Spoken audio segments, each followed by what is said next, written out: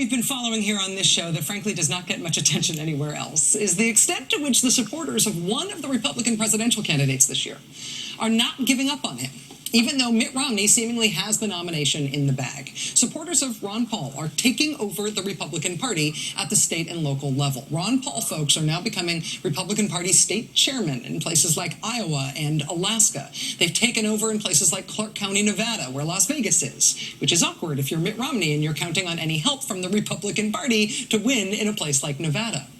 In addition to taking over the party wherever they can, Ron Paul folks are also still fighting to win the majority of delegates in as many states as they can. And if they do that again in Nebraska this Saturday, then according to the Republican Party's own rules, Dr. Paul will be eligible to be nominated for president at the party's official convention in Tampa this fall, which means that at that convention, Mitt Romney's nomination will be contested. And there will have to be dueling speeches by him and Ron Paul, and there will be a contested floor vote, and it will not go at all the way these coronations are supposed to go. I realize that this is not happening in Washington, D.C., and it is something the Republican Party bigwigs would like to keep as quiet as possible. But the question of whether or not the Ron Paul folks are going to take over the Nebraska Republican delegation this weekend turns out to be kind of a big deal. And the Ron Paul folks know that, and Nebraska Republicans know that.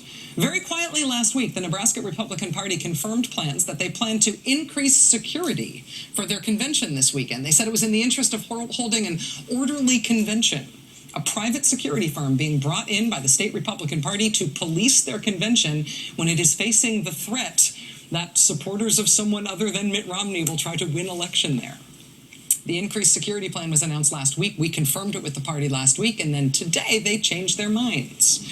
The state Republican chairman now says the party has reconsidered and withdrawn its plan to hire additional security officers. They say they're hoping for a convention that will be conducted the Nebraska way, by which they mean with civility. Republicans have had a really hard time adjusting this year to the idea that there's ongoing committed dissent within their ranks. And frankly, the media have helped by ignoring that dissent, by pretending it's not happening. It's happening. The fact that these don't look like stereotypical Republicans does not mean that they are not Republicans. They are. And they are taking over at the state and local level while everybody else studiously looks the other way. Seriously, what exactly is the Republican plan to try to win Nevada, which they've been trying to convince us is a swing state, when this is the Republican Party in the part of Nevada that has 3/4 of the state's population? Republicans have a real problem here. That is a big deal, and that there is no parallel for on the Democratic side. Trying to ignore that fact will not make it go away.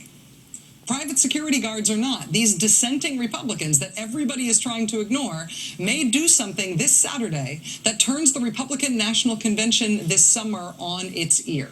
I realize it is not happening in Washington, and therefore the Beltway will not pay attention. I realize that the Republicans who are in charge of the Republican Party don't want to talk about this, and so the Fox Newses of the world will never cover it. But it is happening. And if we believe that party politics mean anything in this country, the fact that one of these parties is being taken over from within and it's going to screw up their big pageant/prom in the fall kind of seems like a big story. All eyes on Nebraska. Now it's time for the last word with Lawrence O'Donnell. Have a great